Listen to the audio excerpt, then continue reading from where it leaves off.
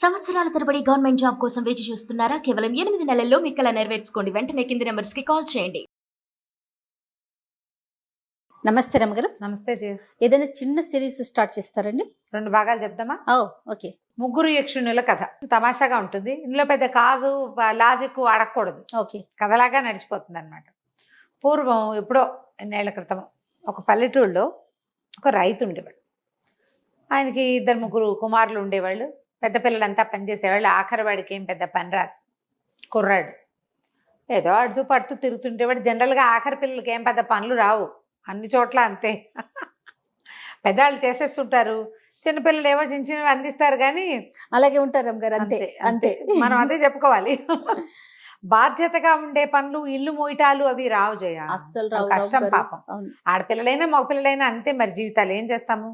అయితే ఈ కుర్రాడు ఆఖరి వాడికి ఏమీ పని పాట ఉండేది కాదు. సరే వాళ్ళ నాన్న ఏమన్నాడు, 4 ఎకరాల పొలం ఉంది, పెద్దాళ్ళు ఇద్దరు చెరుకో 2 ఎకరాలు చేసుకుంటారు, పిల్లాడిని ఎక్కడైనా కమతానికో పనికో పెడతానని వాడిని పుచ్చుకుని, వాడు ఈ ఊళ్ళో ఉంటే ఇలాగే అల్లరి ఆడుతూ ఉంటాడని ఓ 18-19 ఏళ్ళు ఉన్న వాడిని తీసుకుని, 17, 16, 17 ఏళ్ళు ఉన్నాయనుకో, వెంబడి పెట్టు తీసుకుపోయాడు. తీసుకెళ్తే సరే వాళ్ళ ఊరు దాటాక ఇంకో ఊరు కనపడింది. ఒక 2 ఊళ్ళకి తర్వాత చిన్న చిన్న ఊళ్ళు, ఓ పెద్ద గుంపు సమూహం కనపడ్డారు వాళ్ళకి. అందరూ మగవాళ్ళు, ఏదో పని చేసుకుంటున్నారు వాళ్ళు. గుర్రాల మీద అవి ఇవి కడుతుంటే ఈ రైతు ఏం చేశాడు, దండం పెట్టి, బాబు వీడు మా అబ్బాయి, వీడి పేరు మంగళుడు అనమాట. మంగళుడు, వీడికి ఏదైనా పని నేర్పించండి, మీ దగ్గర పెట్టుకోండి బాబు, ఏదైనా పని ఇవ్వండి అంటే ఆయన పక్కపక్క అనేవాడు. మేము ఏం పని చేస్తాం అనుకుంటున్నావు అన్నాడు. ఏ పని చేసినా బాబు, ఇంట్లో ఉంటే వీడేం పని చేయడు, తిరుగుతూ ఉంటాడు, మీ దగ్గర ఉంటే ఏదో ఒక పని చేస్తాడు, నేను తీసుకొచ్చా, చెప్పిన మాట వింటాడు, ఊరికే అల్లరివాడే కానీ అల్లరి చిల్లరివాడు కాదు, పర్వాలేదు, కాస్త మీ దగ్గర పెట్టుకోండి బాబు అంటే ఆయన పక్కపక్క అనేవాడు. అలాగేలే, చెప్పిన పని చేయాలి మరి అన్నారు. అంటే సరే చెప్పిన పని చేస్తాడు, ఏదో నెలకింతని వాడి కోసం ₹1 పక్కన పెట్టండి, మీతో పాటే అన్నం పెట్టండి అన్నాడు. అని కొడుకు చెప్పాడు. ఎరా మరి పని నేర్చుకో, ఏదో ఒక పని నేర్చుకో నువ్వు వీళ్ళ దగ్గర అని చెప్పి కొడుకుని అక్కడ వదిలిపెట్టి వెళ్ళిపోయాడు. ఇంతకీ ఏమిటి, వాళ్ళు ఒక 40 మంది. ఆ 40 మంది దొంగలు.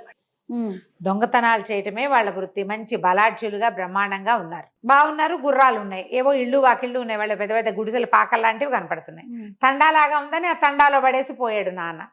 ఈ మంగళుడికి రాత్రి ఏదో చపాతీలు పెట్టారు, తిన్నాడు, పడుకున్నాడు. అరే పొద్దున్నే వీడికి ఏవో కొన్ని పనులు రాత్రే చెప్పారు. నీళ్లు తేవాలరా నాయన మాకు అన్నాడు. అంటే సరేనన్నాడు. వీడు పొద్దున్నే లేచాడు. సరే అటు ఇటు చూసి అక్కడేవో 2 కుండలు ఉంటే ఓ కుండ చేత్తో పుచ్చుకుని దూరంగా ఒక వాగు కనపడుతుంది. నీళ్ళు తేవటం అంటే ఎక్కడి నుంచి తేవాలి, వాగులోంచో బావిలోంచో తేవాలి. అవును. వీడు పోయి వాగు వైపుకి, ఈ దొంగలంతా నిద్ర లేవలేదు, కొంతమంది పడుకున్నారు, కొంతమంది లేవలేదు, ఏదో పనులు చేసుకుంటున్నారు. ఒకళ్ళిద్దరు లేచిన వాళ్ళు చూసుకోవాలా వాళ్ళు ఈ పిల్లాడిని. వీడు మంగళుడు నడుచుకుంటూ పోయాడు. ఆ వాగు దగ్గరికి వెళ్ళి ఆ వాగులోకి దిగి నీళ్ళు ఇట్లా ముంచబోయాడు. ముంచబోయేసరికల్లా కుండ సగం మునిగేసరికల్లా లోపల నుంచి నీళ్ళ నుంచి ఒక చెయ్యి బయటకు వచ్చింది. ఒక ఆడవాళ్ళ చెయ్యి, దానికి కంకణాలు, ఉంగరాలు, నాజుగ్గా తెల్లగా పువ్వుల్లే ఉంది. టక్కిన వీడు మణికట్టు పట్టుకునేసరికల్లా వీడు భయపడతా. మా టెంపరి వాడు బేసిక్ క్యారెక్టర్ టెంపర్తనం, భయం అదుపు లేదు వాడికి. వాడు చేతిని విదిలించేసుకుని బాగా విసిరి కొట్టేశాడు. విసిరి కొడితే ఆ విసిరే సమయంలో ఏమైంది, వీడి నెత్తి మీద ఏదో పెట్టి కొట్టిద్ది ఆ చెయ్యి. కొట్టేసరికల్లా తల మీద దెబ్బ తగల కానీ నెత్తి మీద చేయి పెట్టుకున్నాడు వాడు. స్పీడ్గా నెత్తి మీద చేయి పెట్టుకున్నాడు. చెయ్యిని లాగబోయాడు, వదిలేసింది చెయ్యి, వెళ్ళిపోయింది నీళ్ళలోకి. వీడికి గుండు పగిలిపోయినట్టయింది. బయటకు వచ్చి చూస్తే వీడి నెత్తి మీద ఏదో పెట్టి కొట్టింది కదా, ఆ కొట్టింది ఏంటంటే అంత గిన్నె, అది పాత్రతో కొట్టింది. వీడు చేయి పుచ్చుకున్నాడు కదా, ఆ చేయి విదిలించుకుని ఆ చేయి వేసి వాడి నెత్తి మీద కొట్టింది. కొట్టేసరికి ఒక ఫ్రాక్షన్ ఆఫ్ సెకండ్స్లో జరిగిపోయింది ఇదంతా. వీడు మళ్ళీ ఆ చేతిని పట్టుకోబోయాడు కానీ అది నీళ్ళలోకి వెళ్ళిపోయింది. పైగా మాడ అదిరిపోయింది వాడికి. తల మీద కొడితే కళ్ళు బైర్లు గమ్మవు, మరి దిమ్మ తిరిగిపోతుంది. అది కాస్త వీళ్ళు ఎక్కడో పడింది ఆ గిన్నె. తీరా చూస్తే ఆ వాగు బయట అంత గిన్నె, దాని నిండా వజ్రాలు, రత్నాలు అవి తాపడం చేసినాయి. బంగారపు గిన్నెలు, చట్టి, కూర చట్టి ఉంటుంది చూడు, అటువంటిది. వీడు ఆశ్చర్యపోయాడు. ఆ తల తడుగుకుంటూ ఆ కుండ నిండా నీళ్లు ముంచుకుని గిన్నె చేత్తో పుచ్చుకుని పోయాడు. వీడు నెత్తి అడుగుకుంటున్నాడు. నెత్తి మధ్యలో ఏం చేస్తాడు, 2 చేతుల్లో 2 ఉన్నాయి అంటున్నాడు అనమాట. దగ్గరికి వెళ్ళేసరికి వాళ్ళు ఆశ్చర్యపోయారు, "మరి ఏమిట్రా, ఎక్కడి నుంచి చూస్తున్నావురా, ఏం చేస్తున్నారా, నీళ్ళు ఎక్కడివిరా" అన్నారు.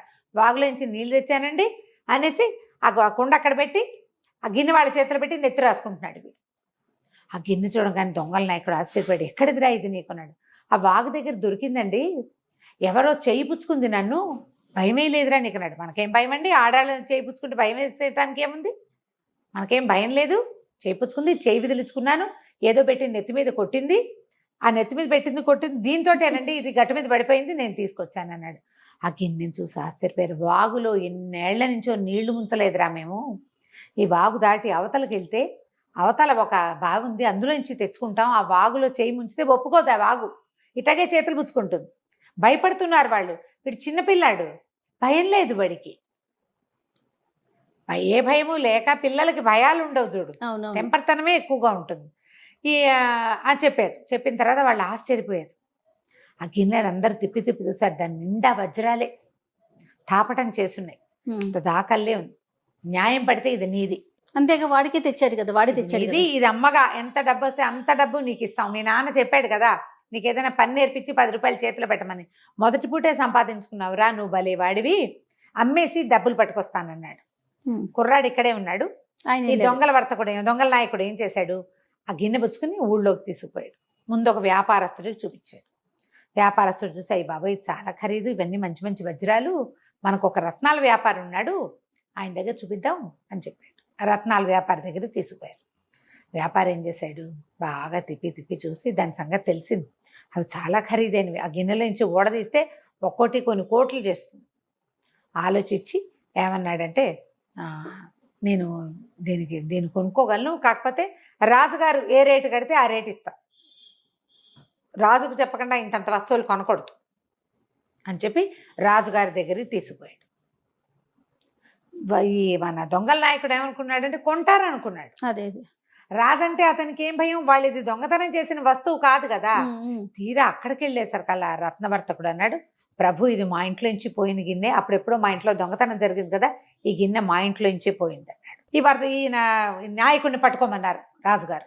సైనికులు వచ్చి బంధించారు. ఆ నాయకుడు ఏం చెప్పాడంటే, "అయ్యా, మేము దొంగలమే వృత్తిరీత్యా, కానీ మేము ఈ మధ్యకాలంలో దొంగతనాలు చేయలే, అసలు ఈ ఊళ్ళోకి రాలా మేము, ఈ మధ్య మేము ఈ వర్తకుడి ఇంట్లో దొంగతనం చేసింది కాదు, ఈ వస్తువు వాగు దగ్గర మా దగ్గర పనిచేసే కుర్రవాడికి దొరికింది, కావాలంటే మీరు పిలిపించండి, 39 మంది నా తోబుట్టువులు బంధువులు ఉన్నారు అక్కడ, కుటుంబం, దొంగలం అందరం, ఒక కుర్రాడు ఉన్నాడు, పల్లెటూరు వాడు, రైతు కొడుకు, కావాలంటే పిలిపించండి" అన్నాడు. వీడికి ఏం భయం.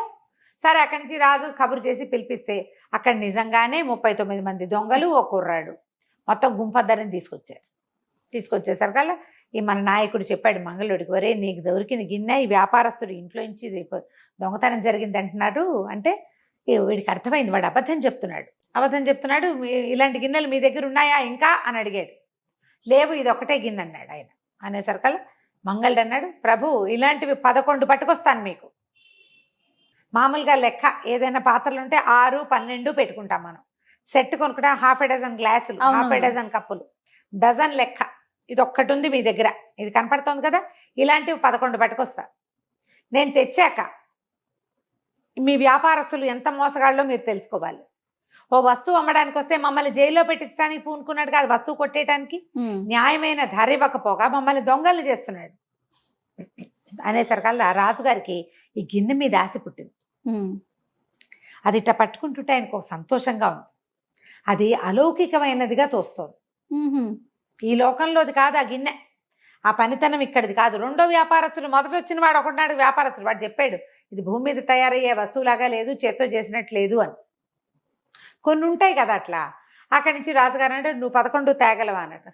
"ఖచ్చితంగా తేగలను, ఈ గిన్నె నా చేతికి ఇచ్చేయండి" అనేసరికల్లా వీళ్ళు రాజు ఏం చేశాడు, "సరే, నువ్వు వచ్చేదాకా ఈ 40 మంది జైల్లో ఉంటారు. ఓహో, మరి లేకపోతే వీడిని నమ్మి పంపితే గిన్నె పుచ్చుకుని పారిపోతేనో నమ్మలేం కదా."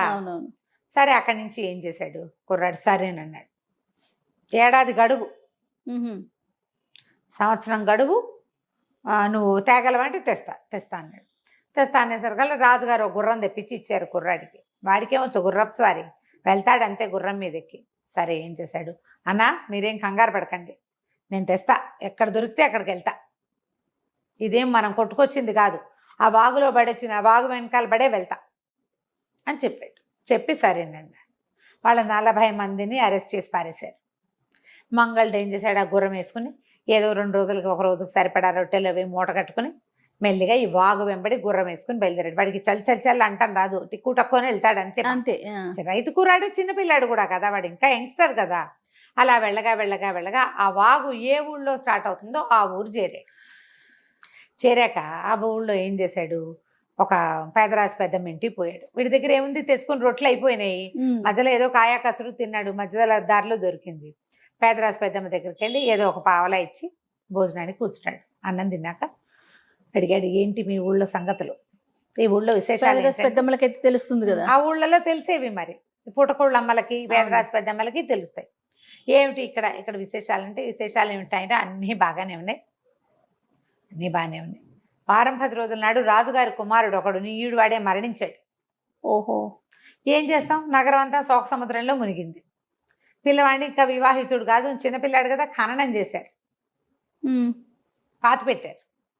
పెట్టిన తర్వాత 2వ రోజు పాలు పోయటానికి వెళ్ళారు. ఆ ఖననం చేసిన దాని మీద ఎవరో దాన్ని పెళ్ళగించినట్టుగా కనపడింది. సమాధి చేశారు అబ్బాయిని, లోపల పెట్టి పలకేశారు. పలక కదిలించినట్టు పెళ్ళగించినట్టు కనపడుతోంది. మళ్ళీ అంతా సరి చేశారు. మర్నాడు వెళ్తే మళ్ళీ పెళ్ళగించినట్టుంది. రోజు ఎవరో దాన్ని పెళ్ళగిస్తున్నారు. ఏం జరుగుతోందో తెలియదు. దానికి కాపలాలు పెట్టినా ఏమీ అవటంలా. ఇది పరిస్థితి అని ఊళ్ళో పరిస్థితి అదంటే, సరే అదేమిటో చూడాలి, నేను చూస్తానన్నాడు. అంటే నవ్వొచ్చింది ఆవిడికి. సరే బాబు, రాజుగారి దగ్గరికి తీసుకెళ్తానని చెప్పి రాజుగారి వాకిట్లో తీసుకెళ్ళి దింపింది.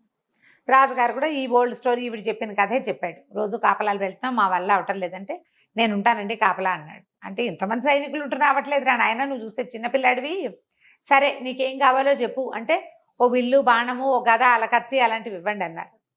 ఓ కత్తి డాలు, ఓ విల్లు బాణము ఇచ్చారు. అవన్నీ తీసుకుని మెల్లిగా తన గుర్రం ఎక్కి రాత్రి శ్మశానం దగ్గరికి వెళ్ళి గుర్రాన్ని బయట వదిలిపెట్టి ఈ భుజాన విల్లు అవి వేసుకుని కత్తి వరలో పెట్టుకున్నాడు. ఆ డాలు వీపు కట్టుకున్నాడు. వచ్చి అట్లా ముందుకొచ్చి యువరాజు సమాధి ఎక్కడుందో దానికి అవతలగా కొంచెం కూతబెట్ట దూరంలో కూర్చొని చూడడం మొదలుపెట్టాడు. ఎవరు వస్తారా? ఆ సైనికులు కూడా ఉన్నారు. కానీ సైనికులు ఏమనుకున్నది, కుర్రాడు వచ్చాడు కాబట్టి వాళ్ళ సైనికుల్ని విత్డ్రా చేసేసారు. చేసేస్తే కాసేపట్లో అర్ధరాత్రి దాటాక చూస్తూనే ఉన్నాడు. వీడు నిద్రపోలే. వీడికి ఏమిటి, చిన్న కుర్రాడు, రాత్రిళ్ళు పడుకోకుండా చీట్లాట ఆడుకోవటం అలవాటు వాడికి. వాడికి ఎందుకు నిద్ర వస్తుంది, ఏదైనా కాలక్షేపం ఉంటే కుర్రాళ్ళకి అసలు నిద్రే రాదు. మెలకుగా కూర్చుని ఉన్నాడు. 1 గంట అలా అయ్యేసరికల్లా 3 పావురాలు వచ్చి వాళ్ళని, పావురాలే కదా అనుకుంటారు. వీడు పావురాలే కదా అనుకోలే. పావురాలు ఎందుకు వాళ్ళని, రాత్రిపూట పావురాలు ఎందుకు వస్తాయి అసలు? రాత్రిళ్ళు ఏ పక్షి అయినా వస్తుందా, అసలు కదలదు కదా. పైగా అది గుట్రు అంటూ ఉంటుంది పావురం. అది గుట్టు అందు ఏమీ అందు, ఏమీ అంటల్లా. 3 పావురాలు నిశ్శబ్దంగా వాలే వచ్చి ఒక 3 నిమిషాలు 5 నిమిషాలు చూసేసరికల్లా ఈ 3 పావురాలు 3 యక్షకన్యలుగా మారిపోయింది. మారి ఏం చేసినాయి, ఒక ఎర్రటి తుండుగుడ్డ పరిచారు వాళ్ళు. ఒక కర్ర తీసుకున్నారు. కర్ర ఉంది ఇంత వాళ్ళ చేతిలో. ఆ కర్ర పెట్టి తవ్వడం కాదు, సింపుల్గా చేసేసారు. దీని మీదేమో, ఈ తువ్వాల మీదేమో వడ్డిచ్చు అని 2 దెబ్బలు కొట్టింది. ఆయన పెట్టంగానే టక అన్ని సామాన్లు వచ్చేసేసినాయి, బోల్డ్ అని ఖాద్య పదార్థాలు. అక్కడి నుంచి ఇంకొక ఆవిడ లేచి నిలబడి అక్కడి నుంచి ఈ మన సమాధి ఉందిగా, సమాధి మీద కొట్టింది. తెరుచుకొని సమాధి మూత పక్కకు జరిగింది. రాజకుమారుడు లేచి వచ్చాడు, కూర్చున్నాడు. 4 కూర్చుని తింటున్నాడు అన్నం. బతికే వచ్చేసాడు. అన్నం తింటున్నాడు, వీళ్ళతో పాటు తిండి తింటున్నాడు. మనవాడు ఏం చేశాడు, మెల్లిగా బాణం తీసి సరిగ్గా సూటిగా వేసుకొట్టాడు. బాణం ఎలా వేశాడంటే, యక్షకన్యలకి తగలలేదు, రాజకుమారుడికి తగలలేదు, వాళ్ళ మధ్యలోకి వేశాడు. వెయ్యగానే 3 యక్షులు పావురాలకు మారిపోయి తుర్రుమని ఎగిరిపోయారు. ఎగిరిన మరుక్షణం వీడు పరిగెత్తాడు. అక్కడికి పరిగెడితే వాళ్ళు వెళ్ళిపోతూ వాళ్ళ దగ్గర ఒక బెత్తము, ఓ తుండుగుడ్డ ఉన్నాయా, ఒక ఎర్ర తుండు పరిచి ఒక బెత్తం పెట్టి కొట్టారు. భోజనం తెప్పించారు. అవి అక్కడే వదిలిపెట్టేశారు. ఈ కంగారులో 3 వెళ్ళిపోయారు. 3 వెళ్ళిపోయి రాజకుమారుడు ఒకటే కూర్చున్నాడు, అన్నం తినుకుంటూ ఆఖరి ముద్ద తింటున్నాడు. అక్కడి నుంచి ఆ తుండుగుడ్డను ఆ కర్ర చంకలో పెట్టుకుని, నువ్వు ఇక్కడ ఎందుకు, శ్మశానంలో పాము, ఇంటికి వెళ్ళిపోదామని రాజకుమారుడిని గుర్రం ఎక్కించుకుని బతికొచ్చేసాడు వాడు. వాళ్ళు రోజు అతనితో కలిసి కంపెనీకి భోజనం చేస్తున్నారు. పూడ్చిన కుర్రాడు కావాలి వాళ్ళకి. దొరికాడు రాకుమారుడు, తింటున్నారు రోజు కూర్చొని. తీసుకుపోయి రాజుగారికి అప్పచెప్తే రాజుగారు పరమ సంతోషించేశాడు ఈ బతికొచ్చిన కొడుకుని చూసి. నీకేం కావాలో చెప్పు అన్నాడు. నాకేం కావాలంటే బ్యాగ్లో ఎంచి వీడి గిన్నె తీశాడు. ఇలాంటివి 11 గిన్నెలు కావాలండి అన్నాడు. రాజు అన్నాడు, బాబు నా రాజ్యం అంతా అమ్మేసినా ఒక్క గిన్నె కూడా కొనలేను నేను, ఇదంతా ఖరీదైనది, కోట్లు చేస్తాయి, నా వల్ల కాదు అన్నాడు. అంటే సరే అని బాయ్ చెప్పేశాడు. అక్కడి నుంచి బయలుదేరి ఈ వాగు ఉన్న ఊరు నుంచి అలా బయలుదేరి సముద్ర తీరాన్ని వైపు వెంబడి ప్రయాణం చేస్తూ ఒక నగరానికి చేరాడు. ఒక ఊరు అది. ఆ ఊళ్ళో చేరాడు. ఊళ్ళో ఏవో చాలా ఇళ్ళు కనపడ్డాయి. ఏదో ఒక ఇంటి దగ్గర ర్యాండమ్గా ఓ ఇంటి దగ్గర ఆగి, ఏమంటే పై దేశం నుంచి వస్తున్నాను, భోజనం పెడతారా అంటే వాళ్ళు అన్నారు, నాయన మాకేం అభ్యంతరం లేదు, కానీ మా ఇంట్లో తిండే లేదు, మాకే కాదు ఇక్కడ ఎవరికీ తిండి లేదు, మా దగ్గర తిండి గింజలు లేవు, నీళ్లు ఉన్నాయి పుష్కలంగా అనేసరికి అతను అన్నాడు, ఆశ్రయం ఇస్తారన్నాడు. ఆశ్రయం ఎందుకు నాయన, ఇస్తాము, కానీ మేమేం తిండి పెట్టలేవు, మేము తినటానికి ఏమీ లేదు, ఏదో గంజి దాచున్నాం, మీరు కూడా ఒక గంజి పోయగలం అంతే అన్నాడు. ఏం కంగారు పడకండి, నేను చెప్తాను ఇక్కడ మీకు ఎందుకు ఈ పరిస్థితి వచ్చింది అన్నాడు. మాకు పంటలు పండవు, మేము సముద్రం ద్వారా ధాన్యం దిగుమతి చేసుకుంటాం, ఇప్పుడు కాయాకసరు పండుతాయి, కాయాకసరులతోటి ధాన్యం లేకుండా ఏం చేస్తాము, అవును, మా దగ్గర పండే కాయాకసరు అన్నీ మేము ఇతర దేశాలకి ఎక్స్పోర్ట్ చేసి ధాన్యం ఇంపోర్ట్ చేసుకుంటాం. ఈ మధ్యకాలంలో ధాన్యం తెచ్చేటువంటి నావలని ఏ సముద్రంలో మునిగిపోతున్నాయి ఒక చోటవి, ఎందుకు అలా అయిపోతున్నాయో తెలియదు. 1000 బస్తాల ధాన్యాలు కూడా మునిగిపోయినాయి, ధాన్యమే లేదు, గింజలు లేవు మా దగ్గర, ఒట్టి కూర వండుకుని ఏం తింటాం, కొన్నాళ్ళు తిన్నాం, అవి వంట పట్టటల్లా, బేస్ లేనిదే వంట పట్టదు, అట్లా బాధపడుతున్నాడు ఆయన, గింజ లేదు మా దగ్గర అంటే. సైతన్ అన్నాడు, ఏం పర్వాలేదు అని చెప్పి తువ్వాలు పరిచి కర్ర పెట్టి వడ్డించు వడ్డించు అని దెబ్బలు కొట్టాడు. కొట్టంగానే టకటక ఆహారం వచ్చేసింది. పిలవండి మీ వాళ్ళందరినీ భోంచేద్దామని అందరినీ పిలిచాడు. పిలిస్తే సరే అందరూ కలిసి భోజనం చేశారు. వాళ్ళంతా సంతోషించారు. వాళ్ళే మంచి పని చేశావు నాయన అంటే, మీ సముద్రంలో వచ్చిన సమస్యను నేను తీర్చగలను, నేను ప్రయత్నం చేస్తా, నన్ను మీ రాజు దగ్గరికి తీసుకెళ్ళమంటే రాజు దగ్గరికి తీసుకుపోయారు. రాజుగారు చెప్పాడు, ఏమన్నాడంటే, మరి మాకు ఇట్లా సముద్రంలోనే ఏదో సమస్య వస్తుంది అంటే, నేను చేస్తానండి. ఇతను ఇట్లా గాల్లోంచి భోజనం సృష్టించాడని తెలుసుకుని రాజుగారు ఏం చేశాడు, ఒక నావ ఎక్కించి ఒక పడవ ఇచ్చి పంపించాడు. ఆ పడవలో చాలా మంది ఉన్నారు. ఎక్కడ నావ మునిగిపోయిందో అంటే ఈ ధాన్యం తెచ్చిన పడవలు ఎక్కడ మునిగిపోతున్నాయి ఆ షిప్పులు, అటువైపు తీసుకెళ్ళండి అన్నారు అని చెప్పాడు. ఈ పడవ అటువైపు వెళ్ళేసరికల్లా ఆ పడవ అందాక వెళ్ళి, పడవ అంటే చిటి పడవ ఏం కాదు, అది పెద్దదే, చాలామంది ఎక్కారు దాని మీద. సముద్రంలో నుంచి ఒక చెయ్యి వచ్చింది పైకి, అదొక స్త్రీ చెయ్యి, దానికి కంకణాలు ఉంగరాలు అన్నీ ఉన్నాయి, అది ఇట్ట పట్టుకుని లాగేస్తుంది. ఓహో, ఇతనేం చేశాడు, ఆ డెక్క మీద నిలబడి కాళ్ళు 2 మెలికేసి దానికి కిందకి వెళ్ళాడు. ఆ చేతిని ఒక్క తోపు తోసాడు. మామూలు చెయ్యి అది, పెద్ద రాకాసి చెయ్యి కాదు, చెయ్యి పైకి లేస్తోంది, పట్టేసుకుంటుంది. ఈ పడవ తాలూకు తాడునో ఆ చుక్కాన్ తాలూకు కింద ఉండే కనెక్షన్నో పుచ్చుకు లాగేస్తోంది. అడ్డం బోర్ల పడిపోతున్నాయి అవి. అది నీటిలో ఉండే బలం ఏదో ఉంది దానికి. ఈ చెయ్యి పుచ్చుకుని ఇట్లా బలంగా తోసే సమయంలో ఏమైంది, చేతికి ఒక రత్న కంకణం, ఆ కంకణానికి ఉన్న సేలు ఉడిపోయి కంకణం వీడి చేతిలోకి వచ్చేసింది. చెయ్యి పక్కకి వెళ్ళిపోయింది. ఆల్రెడీ వీళ్ళకి ఇంకో నావ వస్తుంది అట్నుంచి ధాన్యంతో, ఆ నావ సింపుల్గా వచ్చేసింది. ఆ చేయలేకపోయేసరికి ఆ కంకణం చేత్తో పుచ్చుకుని రాజుగారి దగ్గరికి వెళ్ళాడు. వెళ్ళాక రాజుగారు అన్నాడు, ఎంత పని చేసావు, నీ వల్ల కదా మాకు ఆ చెయ్యి కనపడలేదు, మేము పరిశీలించలేదు, ఇప్పుడు కాబట్టి తెలిసింది, ధాన్యం అంతా నీటి పాలైపోయింది, పోన్లే ఈసారి ధాన్యమైనా వచ్చింది అబ్బాయి, నీకేం కావాలో చెప్పు అనగానే మనవాడు తీసాడు గిన్నె. ఇట్లాంటి 11 గిన్నెలు కావాలి, 40 మంది జైల్లో ఉండిపోయారు, నిద్ర పట్టట్లేదు నాకు, నా వల్ల ఆ గిన్నె నాకు దొరకకపోతే వాళ్ళు ఈ పరిస్థితికి వచ్చేవాళ్ళు కాదు, రోజులు గడిచిపోతున్నాయి, వాళ్ళంతా జైల్లో పడి మగ్గుతున్నారు, ఇట్లాంటి గిన్నెలు కావాలంటే ఆయన అన్నాడు, ఇది నాకు తెలీదు, నేనేం చేయలేను, మా దగ్గర లేవు ఇవి, నా కుమార్తె నుంచి పెళ్లి చేసుకో కావాలంటే అమ్మాయి నుంచి పెళ్లి చేస్తాను. కుర్రాడు ఒప్పుకోవాలి, వద్దులేండి నా ప్రయత్నం నేను చేసుకుంటాను అన్నాడు. అయితే ఆ గిన్నెని బాగా పరిశీలించారు. రాజుగారు ఏమన్నాడంటే సైన్యాధిపతిని పిలిచాడు. యక్షిణులు భోజనం చేసే చోటు నీకు తెలుసు కదా అని అడిగాడు. సైన్యాధిపతికి తెలుసు అన్నాడు. అయితే ఈ అబ్బాయికి ఏం చెప్పాడంటే, బాబు ఒక పూట రెస్ట్ తీసుకో, యక్షకన్యలు భోజనం చేసే ఒక చోటు ఉంది మా రాజ్యంలో, కొంతమందికి తెలుసు, బహుశా ఈ పాత్ర వాళ్ళకి సంబంధించింది అయ్యి ఉండొచ్చు, ఎందుకంటే నేను ఒక చెయ్యి కొట్టింది అన్నావు, యక్షులు చేస్తారు ఇట్లాంటి పనులు అని చెప్పేసరికి సరేనని ఒప్పుకున్నాడు. మర్నాడు సైన్యాధిపతి 7 పగళ్ళు 7 రాత్రులు ప్రయాణం చేయించి యక్షపర్వతం దగ్గరికి తీసుకెళ్ళి దింపాడు. అదే పర్వతం, అక్కడే వాళ్ళు భోజనం చేస్తారు. ఒక కోట ఉంది, అక్కడ భోజనాలు చేస్తారు. మాకు ఎన్నో తరాలుగా మాకు తెలుసు, ఎప్పుడైనా వాళ్ళ వల్ల ఇబ్బంది వస్తుంది కానీ తరచూ వాళ్ళ వల్ల మేమేం ఇబ్బంది పడమని చెప్పాడు. తను నా దారిని నేను వెళ్తాను, నువ్వు వెళ్ళిపోమన్నాడు. అక్కడి నుంచి తన దగ్గర ఉండే తుండుగుడ్డ, కర్ర, రత్తాల కంకణం, గిన్నె వాడి దగ్గరే ఉన్నాయి. సరే మెల్లిగా కొండ ఎక్కుంటూ వెళ్తే పైన ఒక కోట. ఆ కోటలో ఒక ముసలి వంటవాడు మాత్రమే ఉన్నాడు.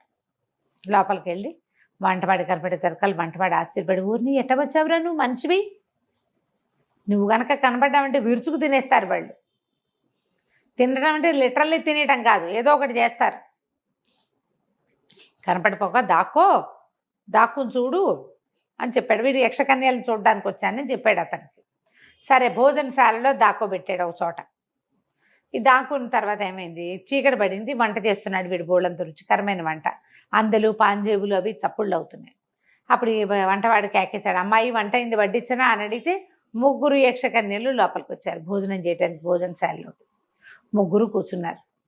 వడ్డించాడు, 3 కూర్చుని పళ్ళేలో అన్నం తింటూ ఏమన్నారు, ఒక అమ్మాయి చెప్తుందనమాట, 7 ఏళ్ళుగా నేను ఆ 40 దొంగల్ని వాగులో చెయ్యి కూడా పెట్టనివ్వాల, 7 సంవత్సరాలు కాపాడా.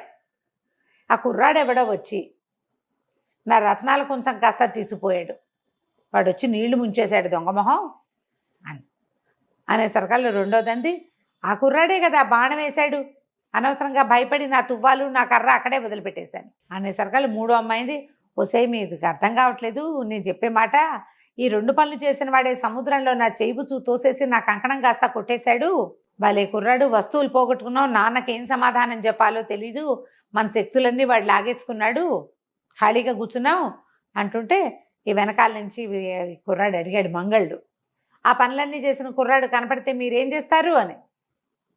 ఏమీ చెయ్యం, మాతో పాటు కూర్చోబెట్టుకుని అన్నం పెడతాము అన్నారు. అన్నంగానే వీడు బయటకు వచ్చాడు. గుర్తుపెట్టారు 3 వీడే అని. సరే కూర్చో మాతో పాటు భోజనం చెయ్యి అని కూర్చోబెట్టారు. కూర్చోబెడితే వీడికి ఆ గిన్నె కావాలి, అలాంటి 11 గిన్నెలు కావాలి కదా.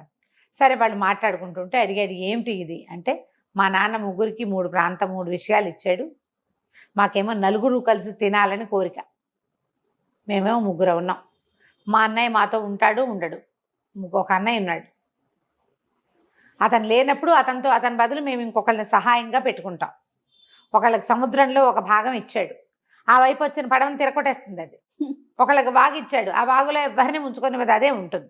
ఇది జరిగింది. ఇంతలో ఏమైంది, ఒక ఉత్తరం వచ్చింది. ఉత్తరం వచ్చేసరికి ఆ ఉత్తరం ఎవరు రాశారు, యక్షరాజైన వీళ్ళ నాన్న. 3 ఏడవటం మొదలుపెట్టారు. ఎందుకు ఏడుస్తున్నారు, ఏమైందంటే, వృషభాసురుడు మా అన్నయ్యని ఎత్తుకుపోయాడు, వాడు దుర్మార్గుడు, మా అన్నయ్య అతని దగ్గర బందీగా ఉన్నాడు, మా నాన్న ఏం చేయాలో తెలియక మా నాన్న బాధపడి ఉత్తరం రాశాడు అని చెప్పేసరికల్లా, మీ అన్నయ్యని నేను విడిపిస్తాను, మీ నాన్నని ఇక్కడికి రమ్మనమన్నాడు అనేసరికల్లా, సరే మా నాన్న ఏమంటాడో అని భయపడుతూ తండ్రి కబురు చేశారు రమ్మని. కబురు చేసేసరికల్లా ఆయన వచ్చి, ఇదేంటి మానవ కుర్రకుంక, వీడిని ఎవడో ఎందుకు తెచ్చారు, ఇక్కడ ఎందుకు తీసుకొచ్చారు అంటే, అప్పుడు వీళ్ళు ఈ 3 వస్తువులు ఇతని దగ్గరే ఉన్నాయని, ఇతను వచ్చాడని, వృషభాసురుని వీడేం సంపాదిస్తాడు కుర్రకుంక వీడు రాక్షసుడు, వీడేమో కుర్రకుంక, వీడేం చేస్తాడు చిన్నపిల్లాడిలాగా ఉన్నాడంటే, అట్లా కాదు, ప్రయత్నం చేయండి నాతోటి, మీ వల్ల కాదు, వృషభాసురుడు అంటే మీకు భయం, నేను ప్రయత్నం చేస్తాను, నాకేం భయం లేదు, వీడి బలం వల్ల భయం లేకపోవటమే.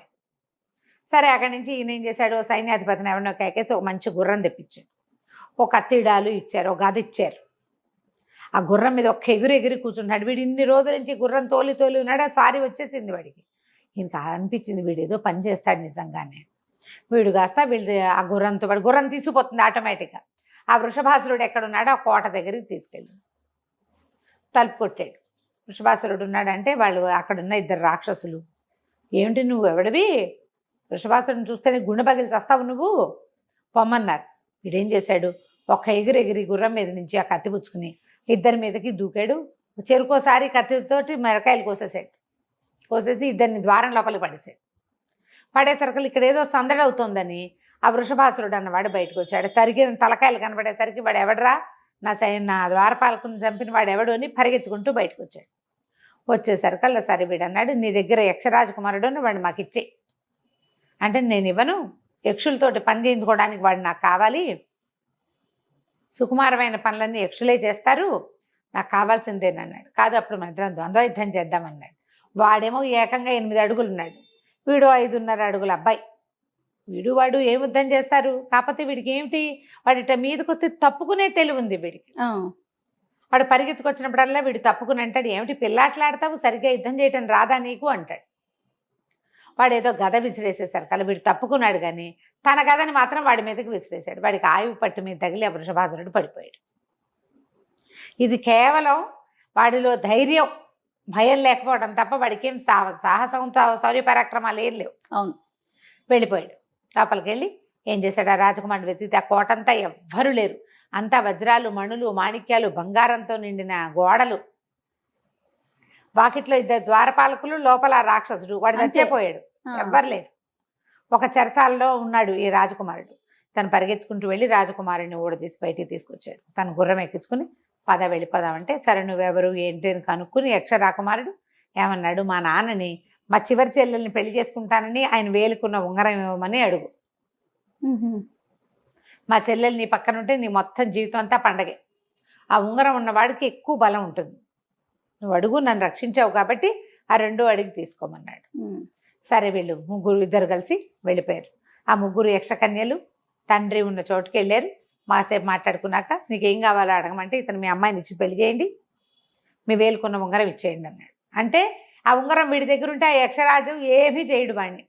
వాడు వాయువు అయ్యేదాకా యక్షుల వల్ల వాడికి భయం ఉండదు అనమాట. కొన్నాళ్ళు పోయాక నా పిల్ల నాకు కావాలనిపించింది అనుకో, ఆయనకి పిల్లని తీసుకెళ్తాడు. ఉంగరం ఉండటం వల్ల వీడికి ఏం జరగదు. అందుకని అబ్బాయి చెప్పాడు అనమాట. అక్కడి నుంచి సరే అమ్మాయి కూడా ఒప్పుకుంది. ఈ కుర్రాడు యక్షరాజకుమార్తెను పెళ్లి చేసుకుని ఆ ఉంగరం వేలికి పెట్టుకుని, ఇలాంటి 11 పాత్రలు కావాలని అడిగి మొత్తం 12 పాత్రలు పుచ్చుకుని ఆ భార్యతో సహా గుర్రం ఎక్కి వచ్చేసాడు. ఈ ఊరు వచ్చేసరికల్లా ఆఖరి రోజు, సంవత్సరమైంది అప్పటికి. ఇతను బయలుదేరి వీళ్ళని 40 మంది దొంగల్ని ఉరిదీయబోతున్నారు. తను పరిగెత్తుకుంటూ వెళ్ళి ఊరు ఆపించి రాజుగారికి చెప్పాడు. 12 గిన్నెలు పేర్చాడు. మీ వ్యాపారస్తుని పిలవండి ఒకసారి అంటే పిలిపించారు. వ్యాపారిని పిలిపిస్తే, ఈ 12 గిన్నెల్లో మీ గిన్నె ఏదో గుర్తుపట్టండి అని అడిగితే, ఎట్లా గుర్తుపడతాడు, ఆ గిన్నె అసలు అతనిది కాదు కదా. వ్యాపారస్తుడిని నమ్ముతాడు రాజు, ఎందుకంటే వాళ్ళ దేశంలోనే చాలా సంవత్సరాలుగా ఉన్నారు కాబట్టి. దొంగల్ని నమ్మరు సహజంగా. మేము దొంగలమని ఒప్పుకున్నాం కదా, వస్తువు తెచ్చినవాడు దొంగ ఎప్పుడు కూడా.